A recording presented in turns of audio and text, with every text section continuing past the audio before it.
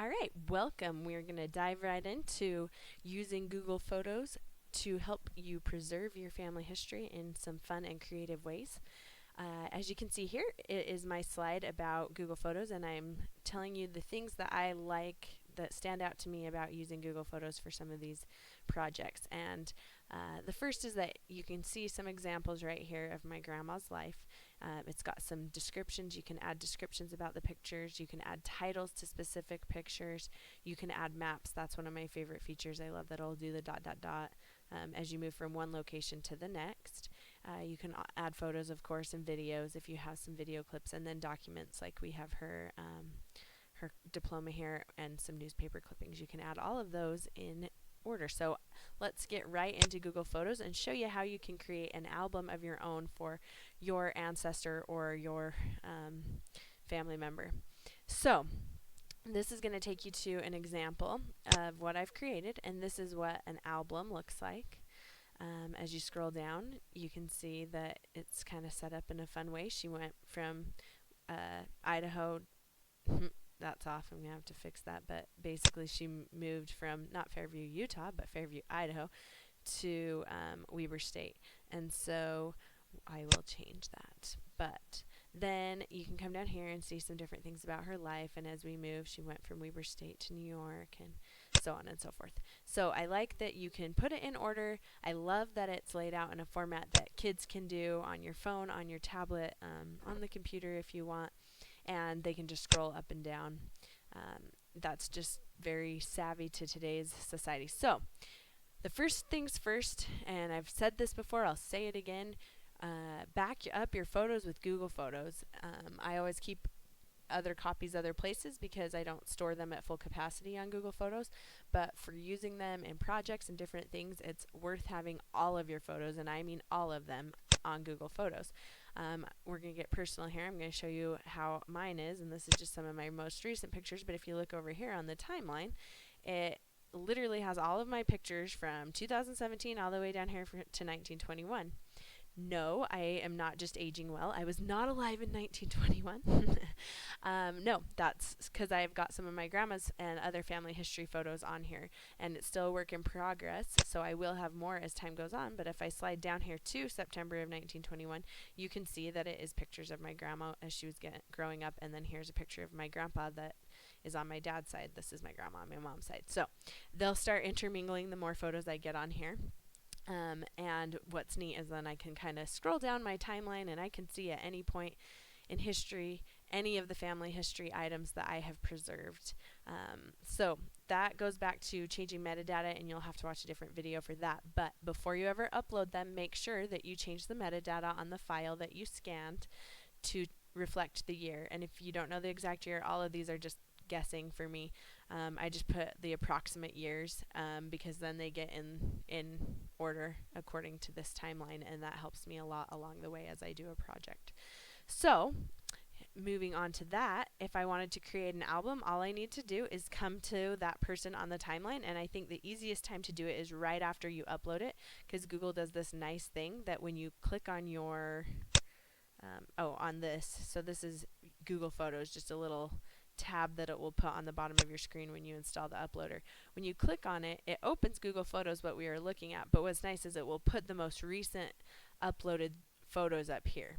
So when you, let's say you go in and you're going to create an album of your grandma's life, I would go ahead right after I uploaded everything of hers, and I would select it, and then you hold down the shift key or control on, or command on Macs, and then you shift and you click the last one, and you can see that selected everything in the middle. So if it was all pictures of my grandma's life, I could do that. If something else got uploaded in the middle, I just click on it and it unchecks it. Then all I have to do is come up here and click add album.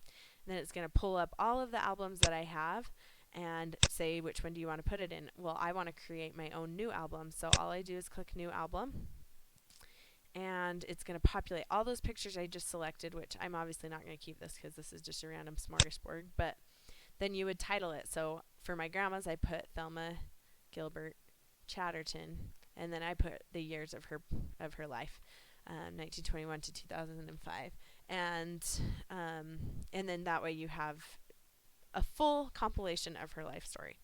So I'm going to actually hop on over to that because we don't really want to create this album because it's not Thelma Gilbert Chatterton.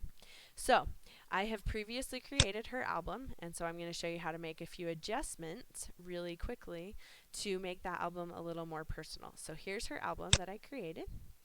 Click on it. I already did the title, as you saw. Now I'm going to scroll down here. I put a title here. This was kind of a testing one. I haven't fixed that, but I'll fix it. So here's the Fairview that I probably need to fix because, oh no, Fairview, Idaho, that's good. It's got that one correct. Then we've got Thelma Gilbert. She was born, so I just inserted a little bit of information about her life. And then what's neat is that these can be moved around different places. So if I wanted this to be next to the text, or let's see down here, I can adjust things around and put them in the order that I want them to be. I think I can move the text too. Yeah, so when I move it, it's going to automatically adjust. I don't get to have 100% control, but you can see how that pops, makes certain things bigger, and you can make your choices of where you put text according to that. So I'm going to move mine back down. So see, you can see this is her certificate of blessing into the church, and then we come down here, and if we stick that back here, and it's going to make it look like how it did originally. But you can adjust that however you want. If you want a picture to be big and on its own, stick it on its own line and add a little bit of text in between, defining it, and that will help it be on its very own line so that you can do that. So that's the first thing you can do to kind of adjust, add text. So if you wanted to add text, I guess I didn't show you that. Let's say I wanted to add text about this photo. Add text, and I'm going to put Thelma loved music from a very young age. And then we'll go here, and then I can populate this picture right here because I want it to be close to that text.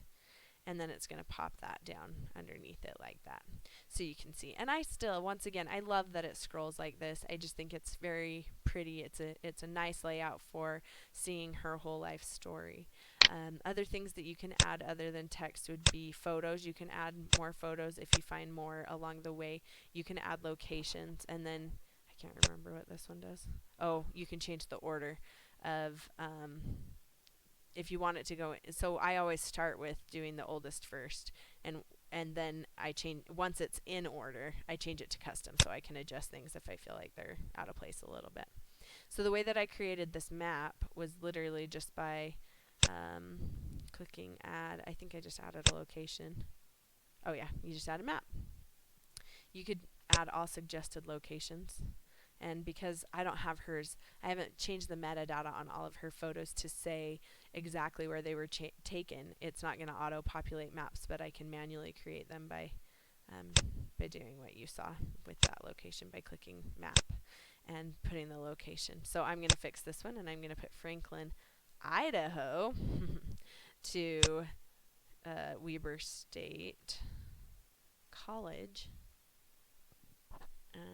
And that's it right there. And then I'm going to hit save, and let's see if it works better this time. There we go. So that works better. So now I don't like that one because that's inaccurate, so I'm just going to delete it. So that's how you add a map. It's all pretty simple. As you scroll down, you can add more maps, you can add more text. I love it. And if you have video clips, which is amazing and wonderful, of your ancestors or grandparents, add them. Put those in there, little snippets. If you wanted to create a little video of, her honeymoon, instead of putting all these pictures in of their honeymoon, you could just do a quick video in a simple video editing program, upload it, and do it that way. There's actually, you don't even have to do that. You can create a video. Sorry. Go back here. Click on this. Say honeymoon. Click on that one. Shift. Click on that one. Okay, it didn't want to let me shift that time, so select them all individually. I think I probably have to make that change in the actual library. So if I wanted to do that, I will show you because you're going to want to know.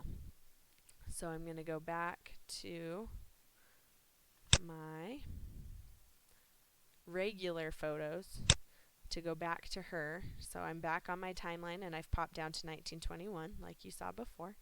Then I'm going to go up to her honeymoon, and I'm going to select the first photo of their honeymoon and go all the way to here. So these 5 photos, and I click this little add button, and it's going to create, oh, it doesn't have videos on here. Darn it, I'm going to have to edit out this part. If you do it on your Android device, it will allow you to create a video. So for whatever reason, it won't let me do it on PC. Google has funny little things like that. So anyway, I create videos all the time, but on my tablet or on my phone. So that's how you'll have to do that one. But once it's created, it will just go into the timeline approximately where the photos from that are, and then you can import that into your album just like you did with the others by clicking this button. So I hope that helps. I hope that gives you a little rundown on how you can use Google Albums. The last thing I'll show you is that after you're done with all of that, you can download the whole thing and do all these different things. You can kind of look through here.